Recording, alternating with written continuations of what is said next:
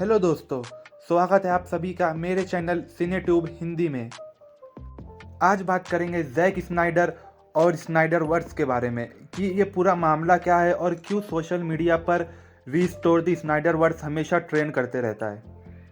Super hero और उनकी फिल्में हम सभी को बहुत ज़्यादा पसंद है। ज़्यादातर हम सुपर हीरो को ही प्रेफर करते हैं, ना कि सुपर विलेन को। लेकिन आपको पता है रियल लाइफ में सुपर विलेन कौन है? ना वो थनोस है, ना ही वो डार्क शील्ड है। सुपर विलेन जो है वो है वार्नर ब्रदर्स, यानी WB पिक्चर्स। ये कंपनी रियल लाइफ में एक सुपर विलेन है।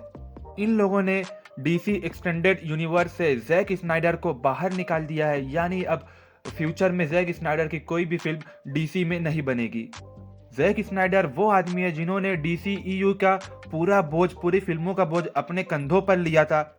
उन्होंने एक से बढ़कर एक फिल्में दी है, जैसे कि मैन ऑफ स्टील उनकी जो पहली फिल्म थी DCEU के अंदर। और उसके बाद इन्होंने बैटमैन वर्सेस सुपरमैन भी दिया है, जो कमाल की फिल्म है। और आखिर में उन्होंने उनकी जो बेस्ट फिल्म मुझे अब तक की लगी है DCU की, वो थी जैक स्नाइडर की जस्टिस लीग।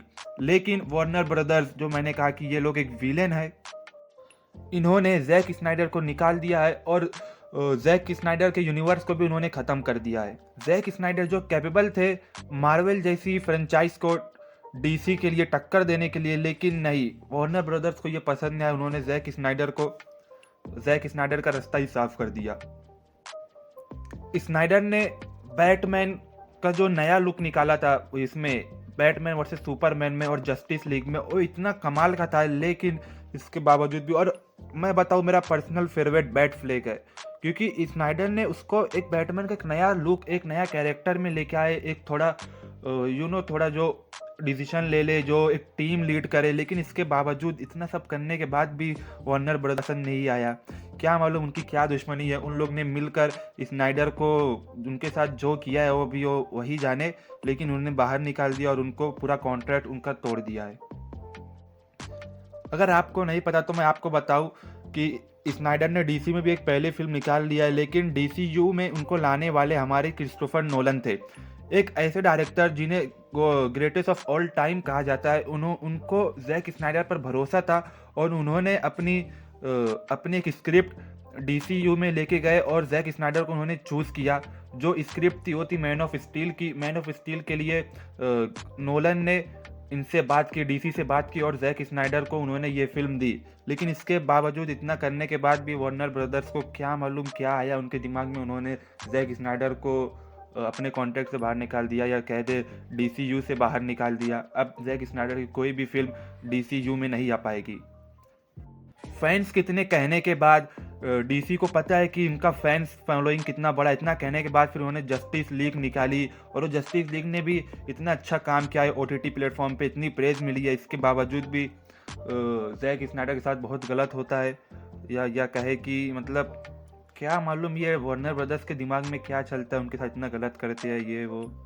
अब जब स्नाइडर DCU के हिस्सा नहीं है तो इससे क्या इम्पैक्ट पड़ सकता है DC एक्सटेंडेड यूनिवर्स में? तो सबसे बड़ा इम्पैक्ट ये पड़ेगा कि फ्यूचर की जो फिल्म, जो लाइनअप सेट थी उसकी, जैक स्नाइडर के यूनिवर्स की, तो उसमें बहुत ज़्यादा फर्क पड़ेगा, क्योंकि इनके बहुत सारी फिल्में इन्होंने एक सेटअप बनाया था। जैसे पहले मैन ऑफ स्टील से, फिर बैटमैन वर्सेस सुपरमैन, फिर अपनी जस्टिस लीग। तो इन सब के बाद इन्होंने एक सेटअप बनाया था कि इनकी एक बेन एफ्लेक के साथ एक सोलो फिल्म आएगी। जी हाँ, बैटमैन की एक सोलो फिल्म जिसका प्ले करेंगे बेन एफ्लेक, और इसके बाद साइबोर्ग की भी एक सोलो फिल्म आने वाली थी इस यूनिवर्स में। और इसके अलावा हमारी जस्टिस लीग का सीक्वल भी आने वाला था। लेकिन अब ये सब कुछ भी देखने को नहीं मिलेगा। DC एक्सटेंडेड यूनिवर्स में ये सब अब बाहर हो गए हैं। हमें सिर्फ नई फिल्में देखने की मिलेगी और ये सब पुरानी फिल्में, पुराने कैरेक्टर्स अब नहीं मिलेंगे। शायद मिलेंगे, लेकिन किसी और डायरेक्टर के साथ, किसी और स्टोरी लाइन के साथ। अगर आपको सुपर हीरोज़ वाली फिल्में पसंद है, वो चाहे किसी की भी हो, उससे मतलब नहीं, लेकिन आप अगर सुपर हीरोज़ वाली फिल्में देखते हैं, और अगर आप चाहे मार्वल के फ़ैन हो या आप चाहे DC के फ़ैन हो, आप सुपर हीरोज़ वाली फिल्में देखते हैं, तो आप एक ही चीज़ चाहेंगे, वो है अच्छी फिल्में। जी हाँ, अच्छी फिल्में चाहेंगे। हर फैंस का एक सपना होता है कि वो अच्छी फिल्में देखे। जो लोग फिल्में देखना पसंद करते हैं, सब यही चाहते हैं कि गुड मूवीज़ हो सुपर हीरोज़ की। तो मुझे एक बात बताओ, जब जैक स्नाइडर अच्छी फिल्में बना रहे थे, तो वार्नर ब्रदर्स के अंदर क्या चुल मची थी कि उन्होंने उन्हें बाहर ही निकाल दिया अपने इस प्रोजेक्ट से, इस फ्रेंचाइज से, या कह दे इस यूनिवर्स से। अगर आप कोई कंपनी खोले हो या आपकी कोई फ्रेंचाइज है तो आप अपने फैंस पर फोकस करते हो, आप अपने फैंस की हर बात मानते हो, हर बात नहीं लेकिन उन्हें खुश करना आपका काम है। लेकिन वार्नर ब्रदर्स को इन सब से कुछ फर्क नहीं पड़ता, और डीसी भी क्या मालूम कि अपना कोई स्टैंड नहीं ले पाती है वार्नर ब्रदर्स के सामने, उनके सामने झुक जाती है वो भी। इसलिए उन्होंने जैक स्नाइडर को सपोर्ट नहीं किया, और वार्नर ब्रदर्स ने या WB कंपनी ने जो भी कहा उनके आगे उनकी सारी बात मान ली। मुझे सबसे ज़्यादा गुस्सा इस बात पे आ रहा है कि जैक स्नाइडर की जस्टिस लीग मेरी 2021 की फेवरेट फिल्म थी। उन्होंने इतनी बढ़िया ये फिल्म बनाई है, और मैं इसके सेकेंड पार्ट के लिए इतना ज़्यादा एक्साइटेड था कि सेकेंड पार्ट में क्या होगा, क्या होने वाला है। दोनों दोनों लोगों का आपस में क्लैश होगा, हीरोज़ का, विलेंस का। लेकिन WB ने पूरे इस कंसेप्ट पे, पूरे इस फिल्म पे, पूरे इस इमेजिनेशन पे उन्होंने पूरा पानी फेर दिया। वार्नर ब्रोस का ये कोई पहला कांड नहीं है। इससे पहले भी इन्होंने जॉनी डिप को फैंटास्टिक बीस्ट के पार्ट 3 से बाहर निकाल दिया था, सिर्फ एक फुद्दू रीज़न की वजह से। वो रीज़न भी कोई सही नहीं था। एक ऐसी औरत के चक्कर में उन्होंने जॉनी डिप को पूरा बाहर ही निकाल दिया। देखो, आखिर में मैं इतना ही कहना चाहूँगा वार्नर ब्रदर्स के लिए कि देखो, अगर आप चाहते हो कि फ्यूचर में आपकी फिल्म, आपकी फ्रेंचाइज आगे जाए, तो भाई फैंस की बात मान लो। और फैंस यही चाहती है कि वो रिस्टोर दी स्नाइडर वर्स कर दे।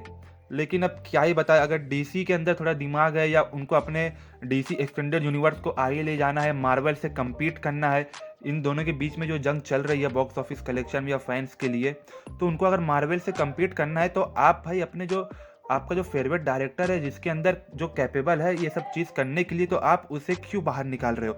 आप अपने फैंस की बात सुनो, आप अपने फिल्म मेकर्स की बात सुनो, वो कैसी फिल्में बना रहे हैं फैंस के लिए, या कैसी फिल्में बना रहे हैं। तो भाई उनको बाहर मत निकालो। तो आज भी ये वीडियो मैं यहीं पे ख़त्म करता हूँ।